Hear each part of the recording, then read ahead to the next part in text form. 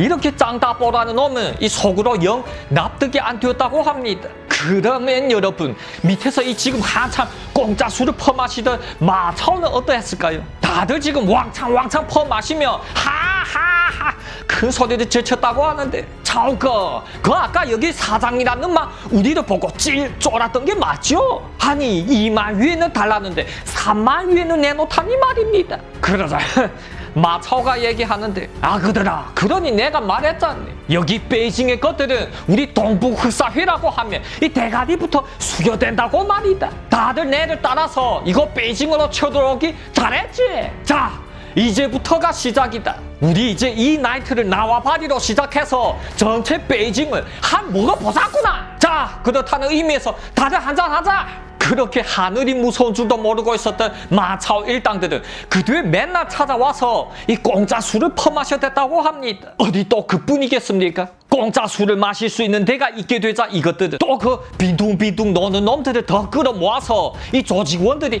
점점 더 많아졌었다고 하는데 하여 이제 맨날 저녁마다 수십 명씩 우르르 몰려 들어와서는 어이 황경비 거 가서 우리가 맨날 마시던 걸로 올려라 알았니? 그리고 오늘의 우리 이 형제들이 다들 썽한데 그 아가씨들도 싹 다 안배하고 말이다. 그러자 이게 아가씨들까지요? 여러분 사실 이것들한테 술을 올려주는 건 그게 뭐 원가가 얼마나 되겠습니까? 하지만 아가씨들은 다들 기본 팁이 들어가야 하겠는데 그럼 그건 나이트 측에서 내야 되는 게 아니겠냐고요. 하여 황 매니저가 짱따뽀한테 전화를 하여서 이 쭉 다 보고를 하였다고 하는데 그래서 뭐시야? 공짜 술도 모자라서 이제 아가씨들까지 요구해?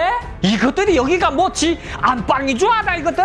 이 빡쳐난 짱따뽀가 띠띠띠띠 다짜고짜 리정광한테 전화를 넣었다고 하는데 예 꽝거 그 저번에 그 겁대가리가 없었던 어딘 것들 있지 않습니까? 요즘 이것들 맨날 와서 공짜 술을 퍼 마시더니 이제 아예 공짜 아가씨까지 내놓으라고 하는데요. 꽝거 이것들은 이거 하지만 저쪽에 리정광이 얘기하는데 그 피 끓는 젊은 아그들이 그렇지 뭐. 그 썽에서 좀 풀려고 하는 것 같은데 그냥 다 해주라. 어차피 그 비용들은 다 내 몫에서 까면 되잖아. 그래서 이런 이 짱따뽀라는 놈은 너무나도 달통이 안 되었다고 하는데 하지만 뭐 그렇다고 어떻게 할 방법이 있겠습니까? 두 번째로 또 끙 하고 참고는 다 해줬다고 하는데 하지만 그러던 어느 날 이 마차오 일당들 거의 30명이서 이 4층의 사무실로 우르르 올라오는 게 아니겠습니까? 그러자 뭐야? 이 짱따뽀가 화들짝 놀랐다는데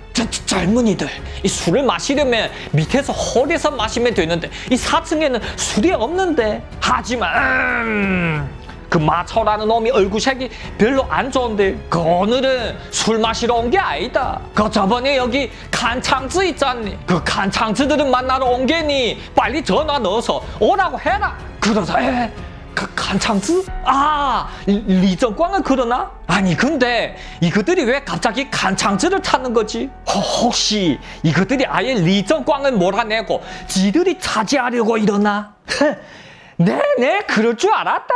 이 짱따뽀라는 놈이 콧방귀도 끼는데 이러한 양아치 같은 놈들한테 아무리 잘해줘봤자 이게 뭐냐고요 이게. 이 잘해주면 잘해줄수록 점점 더 발톱을 들이미는 게 이러한 살쾡이 같은 양아치 놈들이 아니겠습니까? 하지만 그 발톱이 자신한테로 향할라 이 짱따뽀는 다짜고짜 리정광한테 전화를 넣어서 오라고 했었다고 하는데 그리고 자기는 4층에 숨어서는 이 내려가 보지도 않았다고 합니다. 어차피 너희들 누가 이겨도 내 칸창즈는 써야 되겠는데 은근히 그 마차오가 이기기를 더더욱 바래왔다고 하는데 마차오는 20% 지분이 아니라 그냥 푼돈으로도 될 수 있을 테니 말입니다. 그러면 이 리정광은 또 오라고 하니 냉큼 갔을까요? 네, 이게 만약 쪼웨난이나 다른 깡패 두목이었더라면 그냥 밑에 놈만 보내고 말겠는데 그 리정광은 아니었다고 하는데 또 친히 그 까오저제 한 명만 데리고 나이트로 왔었는데 말입니다. 근데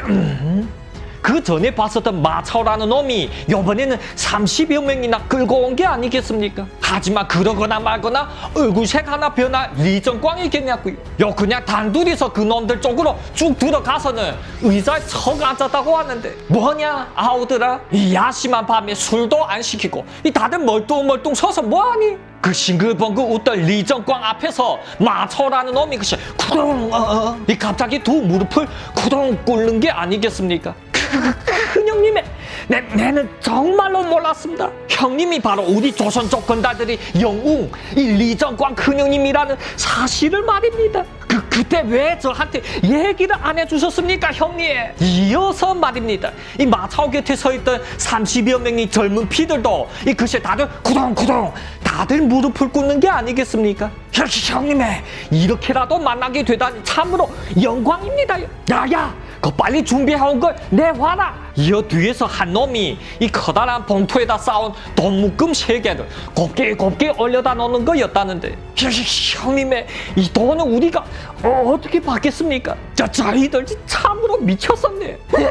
그 감히 리정광 형님한테서 그날 형님한테서 이 돈을 받아내고는 맨날 큰 소리를 제치며 다녔었거든요. 이 우리들한테도 이제 나와바디가 생겼다고요. 그리고 우리들도 이제 다른 깡패 조직을 꺾었다고요.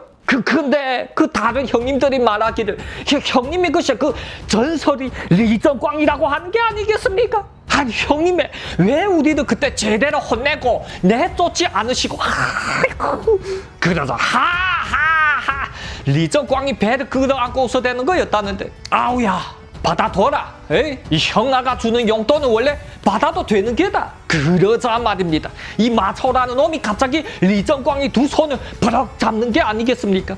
형님, 저희들을 수하로 받아주시면 안 되겠습니까요? 사실 우리가 고향을 떠나서 이곳 베이징에까지 찾아온 건 바로 리정광 형님을 따라 크게 한번 놀아보고 싶어서 온 겁니다. 네, 그 시절에 이러한 놈들은 참으로 많았었는데 하지만 그러한 얘기를 듣고 있던 리정광의 얼굴색은 별로 안 좋은데 아그야 우리네 조직은 그 너희들이 알고 있는 다른 건달 조직과 다르다. 네, 또 그 다른 점에 대해서 설명을 쭉 진행해야 쓰겠니? 네, 전에 리정광이 조직에 들어오려고 했었던 리창화 기억나십니까? 그 리정광이 조직에 들어간 지 얼마 못 가서 상대방 조직이 총에 맞아 죽었는걸요. 하지만 마차오가 얘기하는데 형님의 리창화는 맨날 가기절로 최유비를 제치고 다니니까 죽은 거죠 뭐. 하지만 저는 다릅니다. 내는 요 주둥아리를 굳게 닫고 내가 해야 될 앞에 일들만 잘하겠습니다. 그러니 기회를 주십시오 형님. 그러자 어떡한답니까? 이렇게까지 따르겠다고 하는데 이 끝까지 거절을 하게 된다면 이것들을 거둬줄 능력이 없는 걸로 보이겠는데 알았다 그럼 너희들 내가 다른 일을 시키기 전에까지는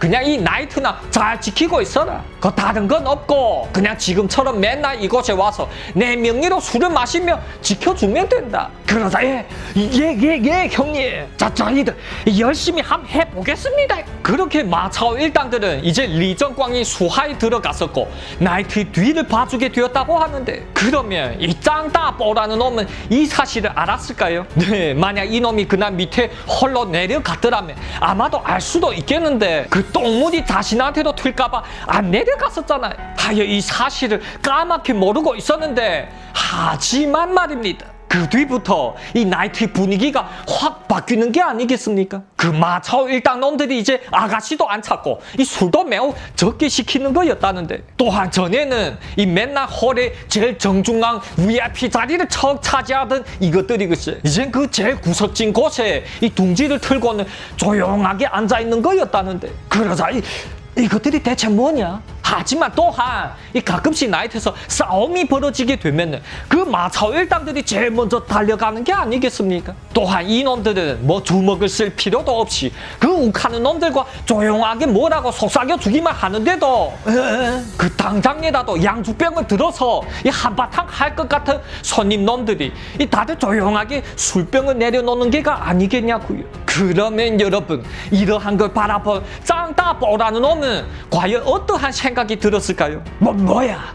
저 마차오라는 저는 막 저렇게도 센 애였어. 그러니 리정광까지도 이 좋게 3만 위엔을 주고 끝낸 겐가? 아니 근데 그건 그렇다 치고 여기 베이징의 깡패군단은 원래 이렇게도 싼 애들이었어? 용돈이나 몇 푼 쥐어주고 술이나 사주니 이것들이 알아서 내 나이트를 지켜줘? 차 이런 거라면야 내가 왜 리정광한테 20%를 바치면서 하겠네. 네, 이 개뿔도 모르고 있었던 돈벌레 놈은 또 땅을 치며 후회를 했었다고 하는데, 하지만 그래도 별 다른 일이 없이 3개월이 지났었는데 그러던 어느 날이었었다고 합니다. 이날은 매우 특별한 날이었었는데, 네, 왜냐면 바로 여러 주주들이 배당금을 나눌 때가 된 거라고 하는데, 근데 이 리정광이 몫은 20%이니 그 3개월치 배당금이 글쎄 600만 위엔이나 되는 게 아니겠습니까?